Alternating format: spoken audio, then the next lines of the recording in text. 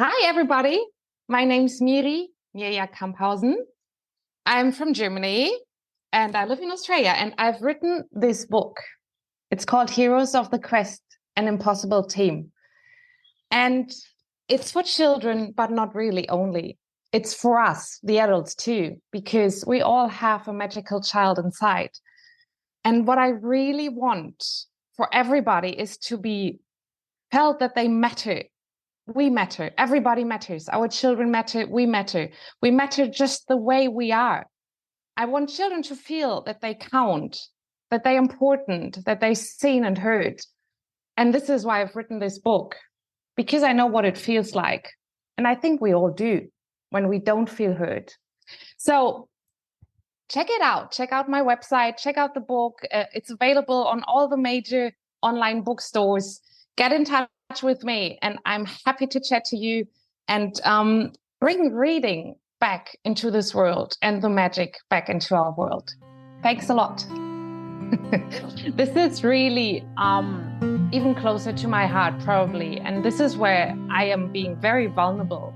So if you want to check out my website, and if you personally feel like you don't belong into this world, if you feel you don't fit, if you feel everything is going wrong and feels wrong for you, I have shared my personal story on my website for you, so that you can feel that you're not alone if you want to read about this. So the link will be in the comments. But what I would love you to know is that there's always a choice and a different door that can open. And I've been in some pretty dark spaces with depression and mental health and physical health issues, like everything, and it's been tough. It's really been tough. But I think what rescued me really and carried me through was my writing. I did a lot of journaling in that time, and lots of journaling and also other writing, but mainly journaling. So for me, the writing was really my lifesaver. So whatever it is that you can do that helps you connect to yourself and to your inner heart and to open that door again to your magic, because I think that's what we're lacking. And this is why we get lost in some other space that's not really us. Whatever you can do to connect with your inner self again, it may be gardening, cooking, baking, I don't know, whatever it is, go to that space. Go and find yourself again, create silence. And there's always help. There's always help available to each one of us, right? Okay. Hello, everybody. Welcome to Living the Next Chapter. At the beginning of the episode, you heard an amazing voice from my guest introducing her book and all the great things going on. So happy to have my guest on today from the other side of the world, from where I am. Welcome, Miri, to the podcast. Nice to have you here. Thank you so much. Thanks for having me, Dave. This is fun. And we chatted in a pre-chat a little while ago. We talked about inviting someone else to this podcast to be part of our conversation. Who are we inviting today to join us here on the show? Okay. Hallo an alle unsere deutschen Zuhörer und willkommen. Ich bin nämlich aus Deutschland und mein Buch ist auch auf Deutsch erschienen bei Tradition. Und das heißt Die Heldenschar, ein unmögliches Team. Viel Spaß beim Lesen. Okay, a quick translation maybe for anybody who doesn't speak German. So I just said welcome to all our German listeners, and I'm really excited to have them. And my book is actually available in German as well. And the name is Die Heldenschar, which basically translates to Heroes of the Quest, an Impossible Team. And I hope they have fun reading it. Amazing. See, so everyone now in Germany is like, I'm going to rewind that. I'm going to listen to that again, because I wasn't expecting to hear such amazing, my home country being spoken, my language. I love it. I love it. Was there anyone else that we were going to welcome today? Oh, I think anybody all of our listeners Mhm. who want to rediscover their magic inside. And I think we all could do with a bit more magic in our lives. So at least that applies to me. I'm not sure what about you, Dave, but I think we need more magic on this planet, and it's there. We just have forgotten how to open the door.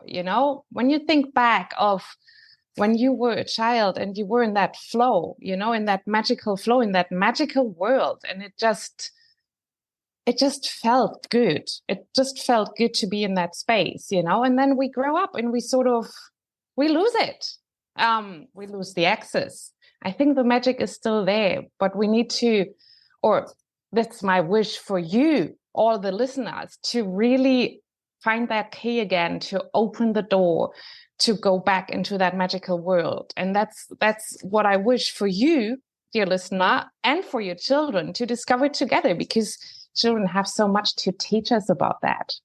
Right. And I think as we become adults and we have the pressures of life and all the things that we add, some of that magic and curiosity of being a child fades away and is replaced by stress and responsibility and all of that. If we could reclaim some of that, I think when you have children and you have small children in the house, as a parent, you get to kind of relive a little bit of your childhood, because now you can do the children's books. You can have those conversations. You can play when you're an adult, right? But then as your children get older, you stop playing and the magic starts to fade away again. So I love that your book is not just for children, but it's also for adults. So we can all reconnect with that magic again. I love that. Yeah. And also because I'm a mother, and I have 3 children. So, and I love reading books out to them.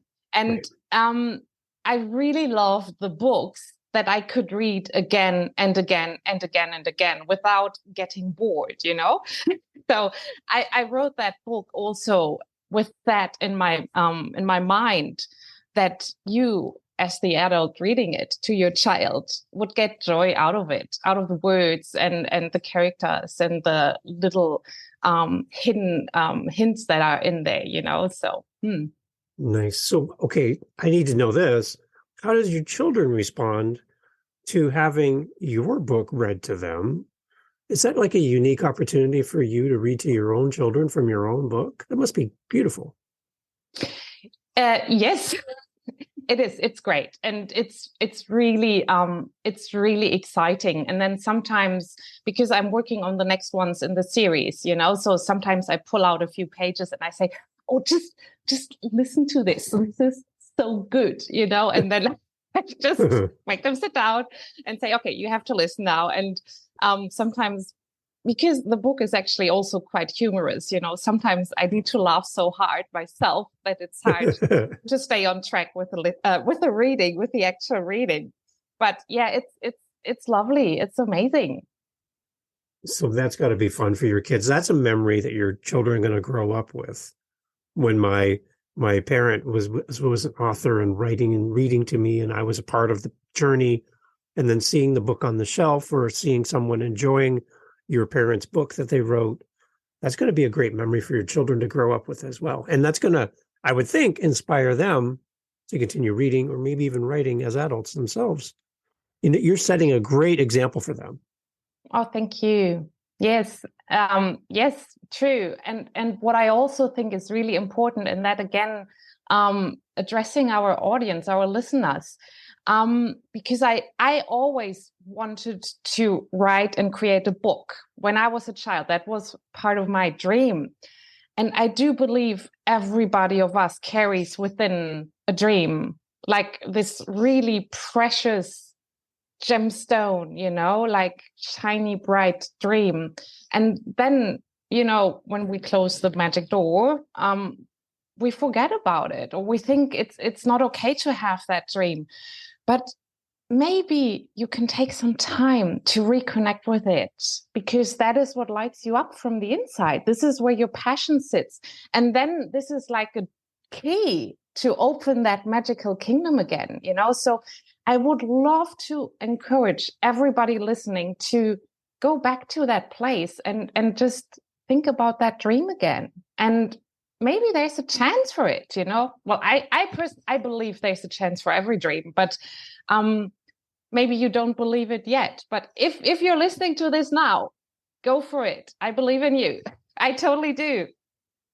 Talk a little bit about how important it is to read to your children. I'd love to kind of explore that a little bit from your point of view as an author as well. Oh, yes. Reading to your children. Honestly, I think thinking back, because my children are, like my oldest one is 16 now, so that time has passed a little bit. But this is one of my fondest memories. Just sitting with them, cuddling together on the couch. It's such a special bonding time, holding them in my arms, reading their favorite story or my favorite story, and sitting together, maybe a cup of tea or hot chocolate, whatever it is, to just create this very special, nurturing, comfortable atmosphere. It's awesome. So creating the bond, but then also helping the children and myself to enter that magical world again, to foster their imagination, to help them develop skills, because children learn through stories, right? They don't learn through A, B, C, D, but they learn through stories. So whatever is held in the story, they really live with it. They take it on. They understand. It helps them to understand the world. And just imagine when you're born, you drop onto this planet and you have no idea. So stories really help you make sense of what is happening around you. I think it's so important. And that's a really bonding moment as a parent and child as well. And in the busyness of life, those bonding moments become fewer and fewer, and your children get older and older, and that window starts to close, right? So take every advantage now when your children are small to build that relationship, because that will be like a foundation for your family going forward, right? Yes, totally. And you will always be able to refer back to that, when times get tough later, and they will. I mean, being a parent, I think it's the most important and also the most difficult job on this planet, my personal opinion. So if you can also create that space so that you can later relate back to that, when times get a bit rougher, I think that's amazing. That will help you and your child. So, okay, how about any tips for a listener that wants to write children's books from your perspective, to them directly, from you to them? How do you approach writing a children's book? How do you get into the space where the book is exciting for you to write because it'll be exciting for your reader to read? How do you connect with that part of you to create a great children's book? I feel that part of me sits within, right? So I need to have a quiet space, a space where I feel comfortable, like create for myself again a nurturing container. And then I sit down and I take a few deep breaths to focus within. That's like that step I never skip, because it's really important to connect to that creative space within me, because I think we all have that. We all carry that. And for some people, it may be writing. For others, it's baking, creating, painting, So for me, it's the writing. Connect to that space within. And then I feel the words come through me. So it's probably not the approach that you would teach at university. I'm not sure, where you have to create a plot and all of that. But for me, it's really about feeling the characters come alive. And then I just trust what comes through, and I write that down without judgment. I just write it down. Okay. Yeah. And then I go back to it later, and look at it and see, okay, what part of that can I use? Where do I need to tweak a little bit? What do I need to shift around? But I really connect to that flow and trust that the words and the story that wants to come through is the perfect one. One thing I find unique about children's books compared to, say, nonfiction or a fiction book or a business book, coaching book, is the connection between you as the author and your illustrator. Because it's one thing to write some words. It's another thing for somebody to take those words and give it life through images and drawings and bring that piece of it together. So you're working alongside someone else who brings your words to life. Can you talk a little bit about finding someone who gets what you're doing and can interpret it and present it for your book? And how important is it to find a good illustrator for a children's book? I think it's super important. And not just the illustrator, but all the people you work with. You know, it's the editor and the person who creates the book cover. And my book is also available as audiobook. So the person who narrated the book, that was a professional actor. All of these people are totally important. And I fully agree, they need to get it. So I need to get the idea and the energy of the book. So I believe every book or every work carries a certain energy. And when these people connect with that, they will feel what the book is about, what it's like, and what the story is. And that's what happened with the illustrator. She's actually a friend of mine, so that was handy. And I didn't give her any instructions on this is what I want this to be like. Wow. Because she sat with this text, and same as I did, with feeling within, you know, so what is the story about? She felt within herself the images of the book. And then from that space, she painted and they were perfect, you know, like brilliant.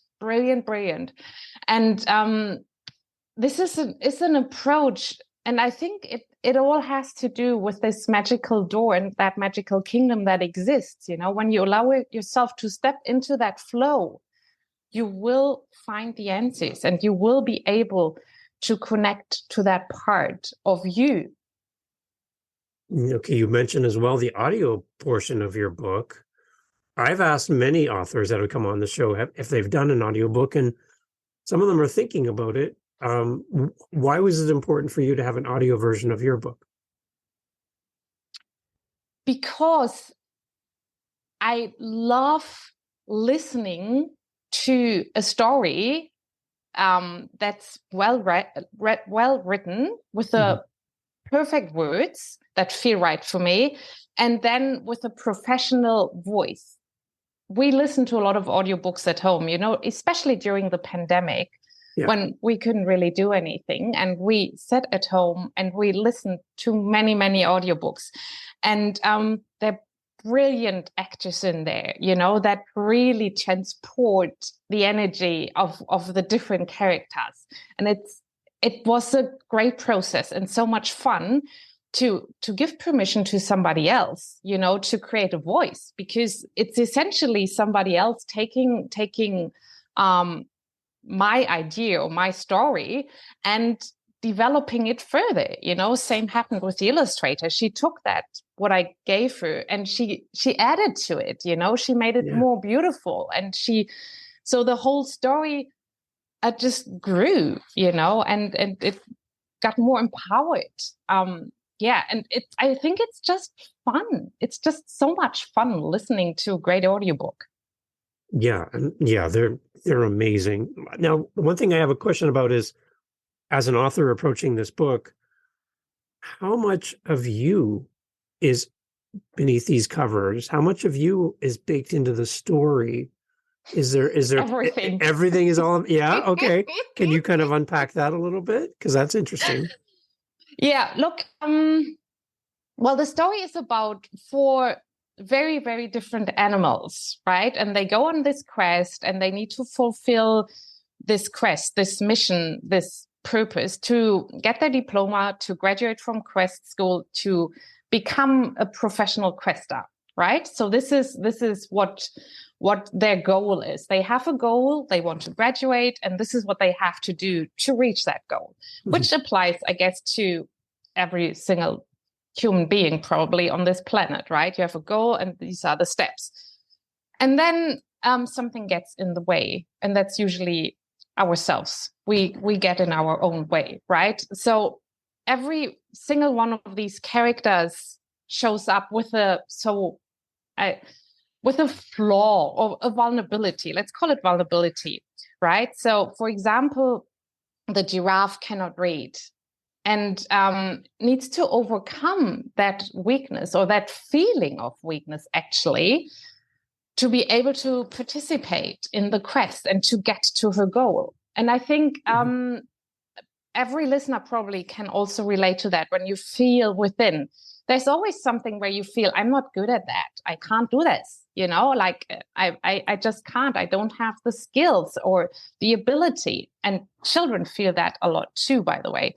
Mm-hmm. So this is part of me, looking at my own skill sets and seeing, I do believe I cannot do this very well. But then another solution opens up, which is asking for help and getting help and accepting help from others, So this is what happens in the book. The giraffe gets help from all of the other animals. And I think this is the concept that we all also can totally benefit from, because we all have skill sets and we all have things that we are not very good at. But when we chip it in and we all work together, we can achieve so much more. And each of these characters, have a little flaw, and I carry all of them, Yeah. Okay, I love that. So the characters in your story work together to help each other in the areas that they're lacking, where they need help. Yes. Right? So they all kind of work together as a team. Yes.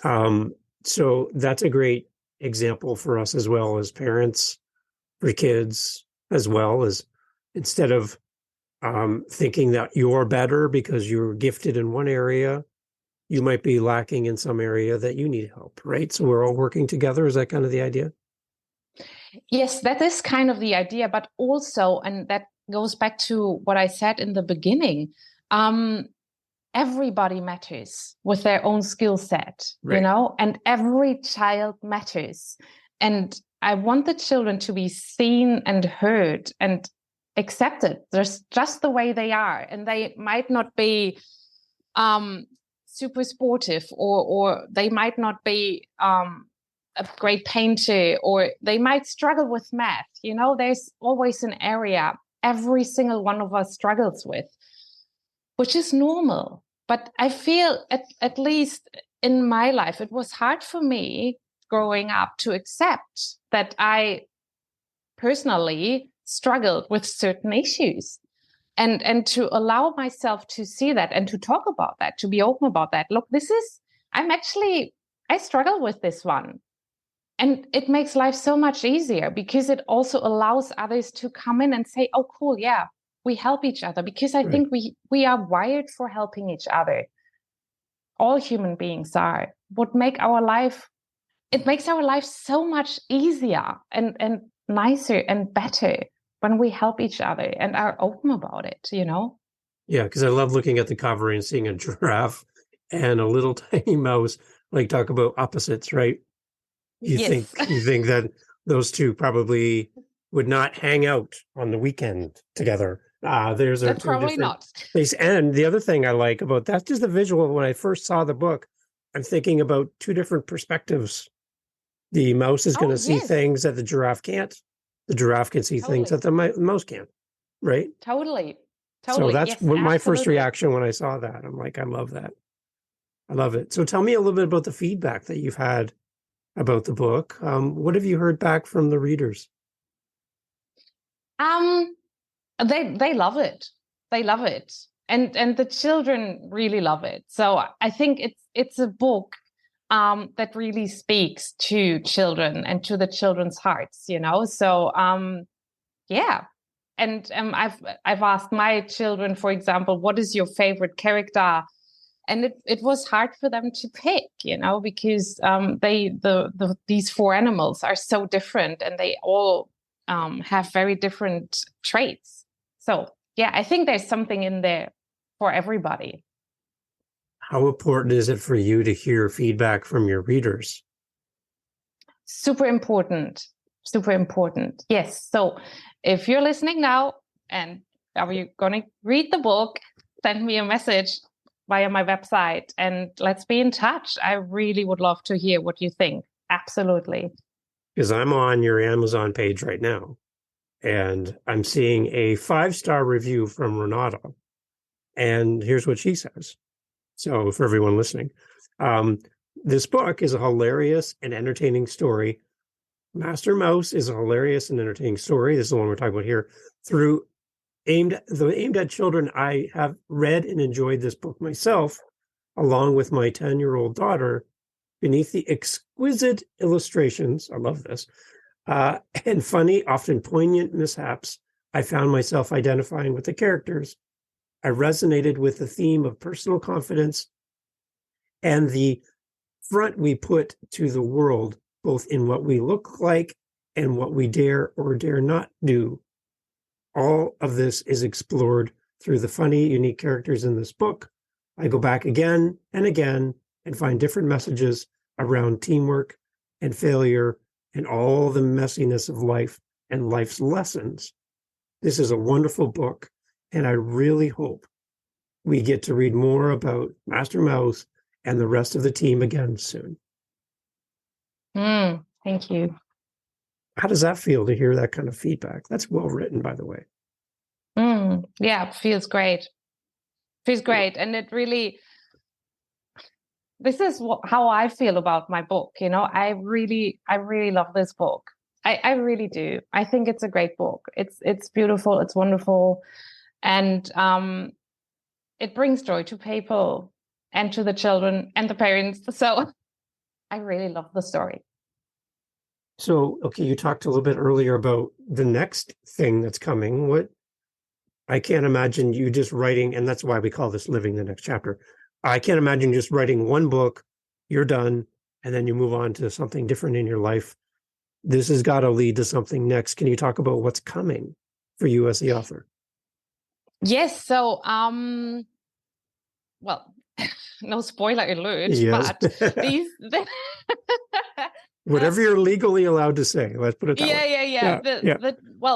The team of these 4 animals, they continue to work together, and they start going onto different quests or missions, you know. So and each quest is a new book. So I've written number 2 and number 3, and I'm currently writing number 4. Wow. Yeah, not published yet.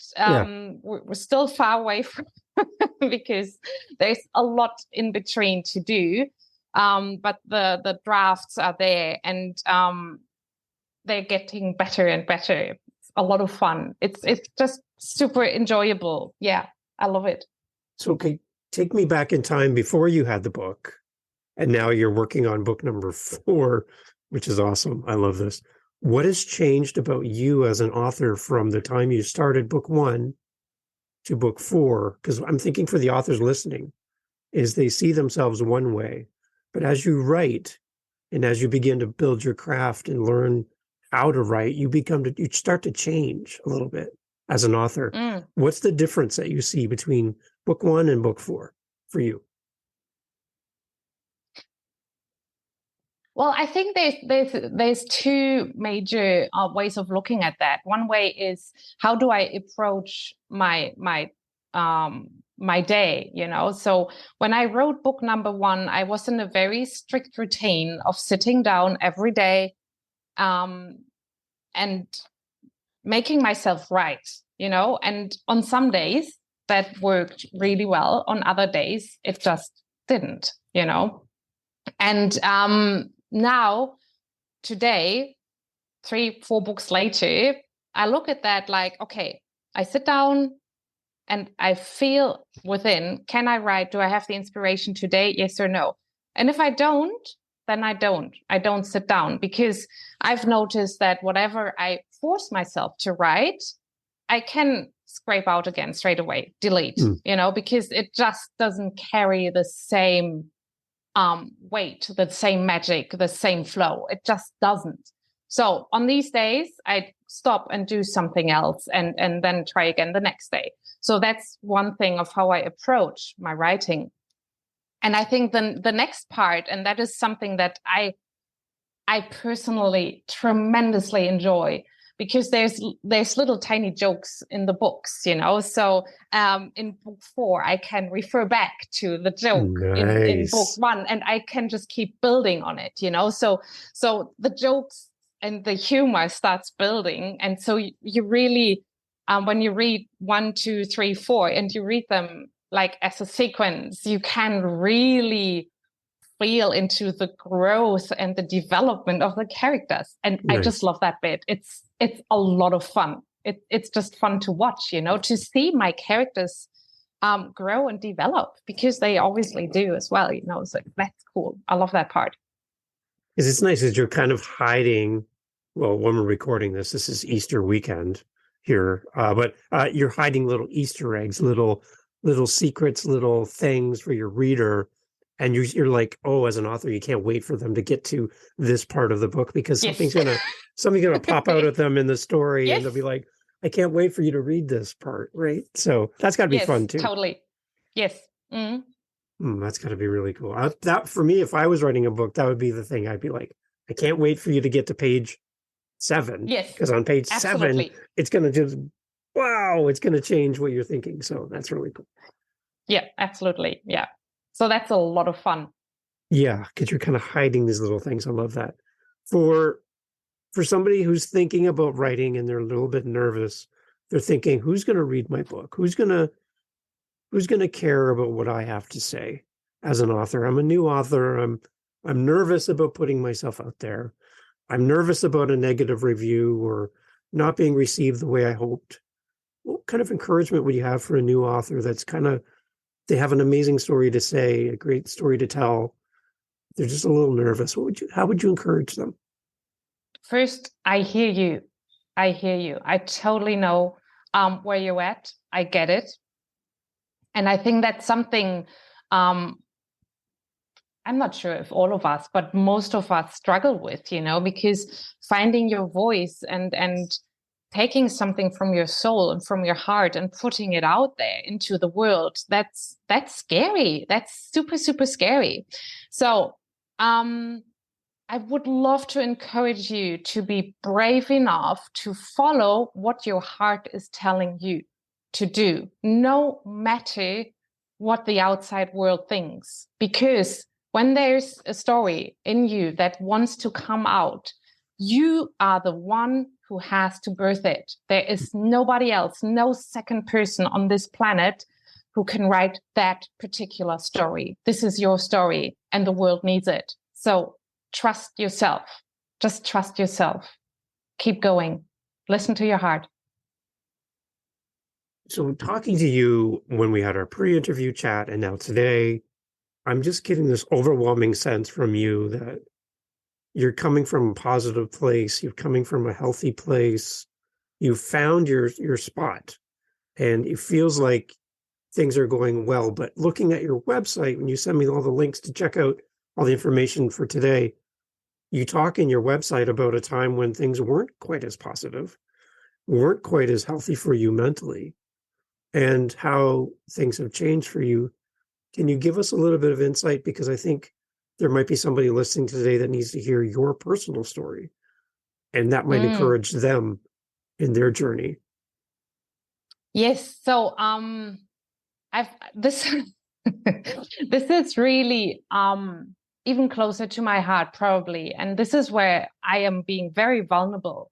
So if you want to check out my website, and if you personally feel like you don't belong into this world, if you feel you don't fit, if you feel everything is going wrong and feels wrong for you, I have shared my personal story on my website for you, so that you can feel that you're not alone if you want to read about this. So the link will be in the comments. But what I would love you to know is that there's always a choice and a different door that can open. And I've been in some pretty dark spaces with depression and mental health and physical health issues, like everything, and it's been tough. it's really been tough. But I think what rescued me really and carried me through was my writing. I did a lot of journaling in that time, and lots of journaling and also other writing, but mainly journaling. So for me, the writing was really my lifesaver. So whatever it is that you can do that helps you connect to yourself and to your inner heart and to open that door again to your magic, because I think that's what we're lacking. And this is why we get lost in some other space that's not really us. Whatever you can do to connect with your inner self again, it may be gardening, cooking, baking, I don't know, whatever it is, go to that space. Go and find yourself again, create silence. And there's always help. There's always help available to each one of us, right? And like we talked about at the beginning of the episode, how you are found within the pages of this book as the author. Your story is baked into the story here. I think your story can not just help just adults listening, but build a foundation for children to understand through your characters the message you're trying to send through a children's book to not only help kids, but to help families. I love that you're using your story through a children's book to help many people. Thank you. That's outstanding from me as a reader and as a fan of what you're doing. Is you're able to take something that hurt in the moment, and now it helps. So that's amazing. Thank you. Again, for our listeners, you opened with this for our German listeners, and again, I can tell they probably rewound that beginning many, many times. To our listeners in Germany, what kind of words of encouragement would you have for them today, just around what we've talked about, and just to kind of give them a message of hope as well?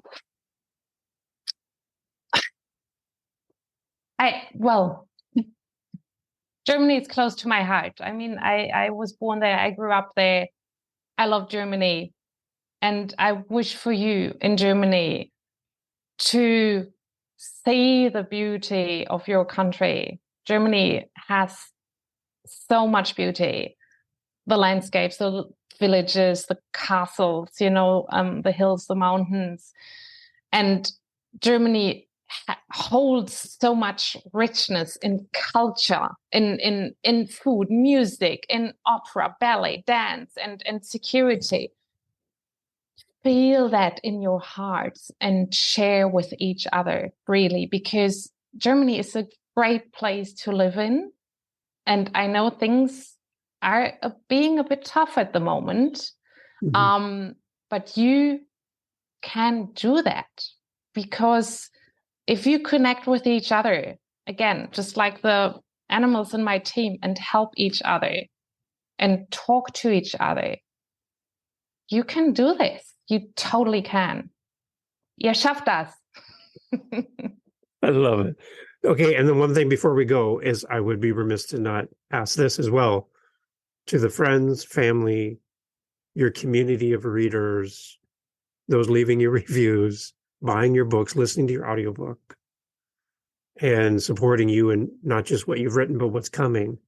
What's your message to those that have been following along on the journey and read your book to their children on a regular basis?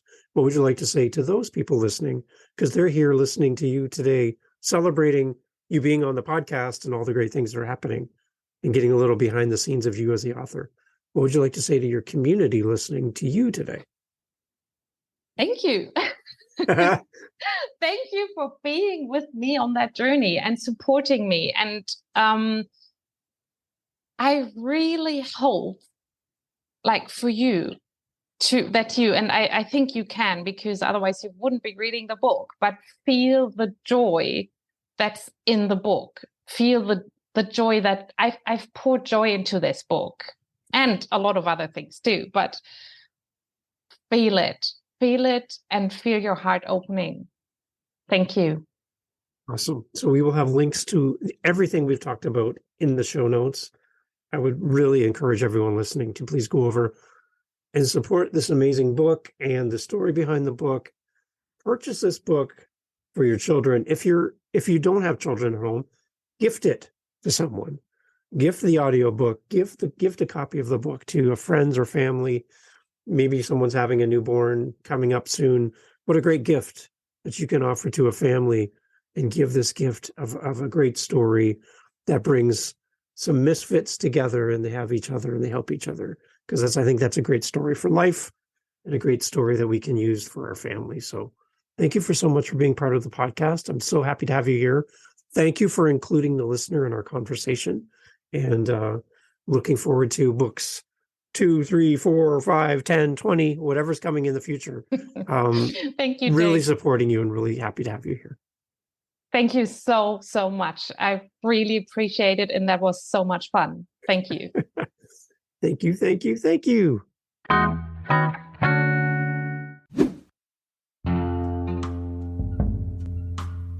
Jumping here at the very end, I want to thank you for coming. We have listeners around the world, and I got to tell you, as a podcaster, it is so great to hear back from the people who listen to the show. Now, you are still here. The podcast's over. Like, we're sweeping up and putting the chairs away. You're still here.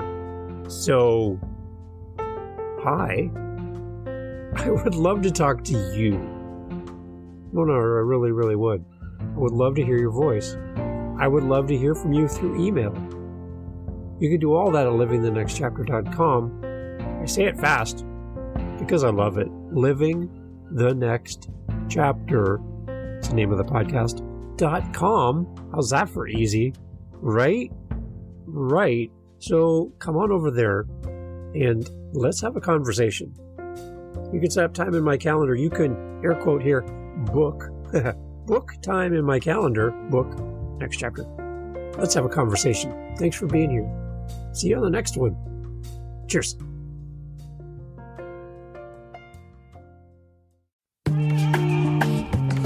Mindshift Power Podcast, the podcast for teenagers and those who work with them.